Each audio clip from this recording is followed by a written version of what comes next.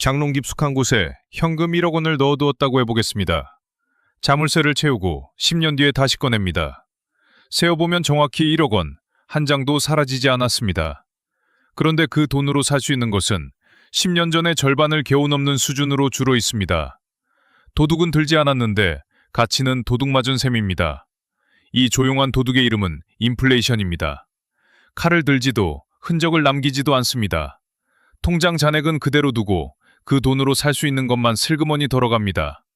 가장 안전해 보이는 선택, 그러니까 현금을 꼭 쥐고 가만히 있는 것이 어떻게 매년 손해가 되는지 짜장면 한 그릇과 지하철 한 정거장의 가격으로 따라가 보겠습니다. 먼저 짚을 것은 두 개의 가치가 다르다는 점입니다. 하나는 명목가치, 숫자로 적힌 금액 그 자체입니다. 1억 원은 10년 뒤에도 1억 원, 이 숫자는 변하지 않습니다. 다른 하나는 실질가치, 그 돈으로 실제로 살 수 있는 양입니다. 물건값이 매년 조금씩 오르면 같은 금액으로 살 수 있는 양은 매년 조금씩 줄어듭니다. 명목은 가만히 있어도 실질은 계속 흘러내리는 겁니다. 지폐에 적힌 숫자를 믿는 동안 그 숫자가 사줄 수 있는 세상은 조용히 작아지고 있었습니다.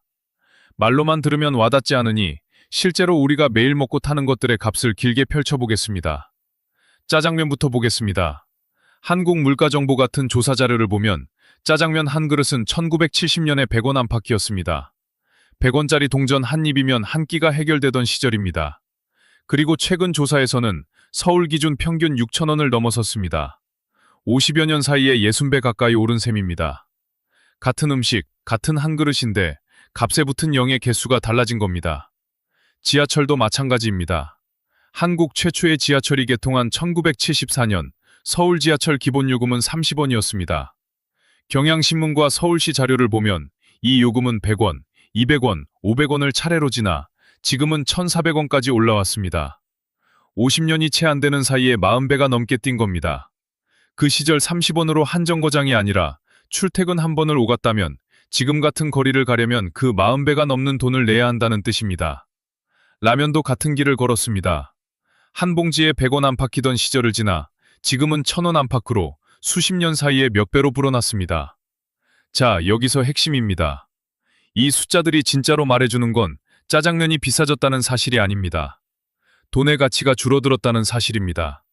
1970년에 100원짜리 동전 하나는 짜장면 한 그릇을 사주는 힘을 가지고 있었습니다. 지금의 100원짜리 동전 하나는 그 짜장면의 60분의 1밖에 사지 못합니다. 같은 100원인데 그 안에 담긴 구매력은 완전히 다른 겁니다. 물건값이 오른 게 아니라 돈이라는 자가 짧아졌다고 보는 편이 정확합니다. 그렇다면 한 가지 의문이 생깁니다. 이렇게 무섭게 값이 오르는데 우리는 왜 매일같이 체감하지 못할까요? 답은 속도에 있습니다. 물가는 한 번에 60배 뛰지 않습니다. 매년 2%, 3%씩 거의 느껴지지 않을 만큼 조금씩 오릅니다. 통계청 자료를 보면 우리나라 소비자 물가 상승률은 최근에도 연 2.3% 수준이었습니다. 어제와 오늘의 차이가 너무 작아서 눈에 띄지 않을 뿐 그 작은 차이가 10년, 20년 쌓이면 짜장면 60배라는 결과로 돌아오는 겁니다.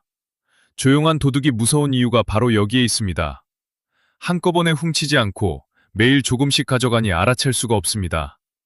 이 조금씩이 얼마나 무서운지 숫자로 보면요. 간단한 계산법이 하나 있습니다. 7-12 법칙이라고 부릅니다. 어떤 것이 매년 일정한 비율로 늘거나 줄 때 그것이 2배가 되거나 절반이 되는데 걸리는 시간을 71을 그 비율로 나눠서 어림하는 방법입니다. 물가에 적용해 보겠습니다. 매년 물가가 3%씩 오른다고 하면 71을 3으로 나눠서 24년입니다. 즉, 24년이 지나면 내 현금의 구매력이 절반으로 줄어든다는 뜻입니다. 물가가 연 4%면 72 나누기 4, 18년이면 반토막입니다. 연 6%라면 12년 만에 구매력이 절반이 됩니다. 물가가 빠를수록 내 현금이 녹는 속도도 빨라지는 겁니다. 가만히 들고만 있어도 시계는 계속 돌아갑니다. 한 가지 더 기억할 것은 이 절반이 한 번으로 끝나지 않는다는 점입니다. 24년 뒤 절반이 되었다면 그 다음 24년이 지나면 다시 그 절반, 그러니까 처음에 4분의 1이 됩니다. 시간이 길어질수록 도둑은 더 많이, 더 깊이 가져가는 구조입니다. 이제 처음에 장롱 속 1억 원으로 돌아가 보겠습니다. 이 영상의 제목에서 1억이 10년 뒤 6천만 원이 된다고 했는데 이건 물가가 매년 5%씩 오른다고 가정했을 때의 예시입니다. 매년 5%씩 돈의 가치가 깎이면 10년 뒤 1억 원의 실질 구매력은 대략 6천만 원 수준으로 내려앉습니다. 잔액 칸에는 여전히 1억이 찍혀 있지만 그 돈이 사줄 수 있는 세상은 6천만 원짜리로 쪼그라들어 있는 겁니다. 4천만 원어치는 아무도 가져가지 않았는데 사라졌습니다. 그러니 현금을 그저 쥐고만 있는 것은 안전한 선택이 아니라 가장 천천히 손해보는 선택에 가깝습니다. 우리가 현금을 안전하다고 느끼는 이유는 숫자가 줄지 않기 때문인데 정작 줄어드는 건 숫자가 아니라 그 숫자가 사줄 수 있는 양이었던 겁니다. 눈에 보이는 잔액만 지키느라 눈에 보이지 않는 실질 가치를 매년 내주고 있었던 셈입니다. 물론 당장 써야 할 돈, 비상시에 꺼낼 돈은 현금으로 지키는 게 맞습니다. 다만 그 현금이 가만히 있는 동안에도 매년 가치를 잃고 있다는 사실, 그것 하나는 분명히 알고 쥐어야 합니다. 조용한 도둑은 앞으로도 우리 통장 옆을 계속 지나갈 겁니다.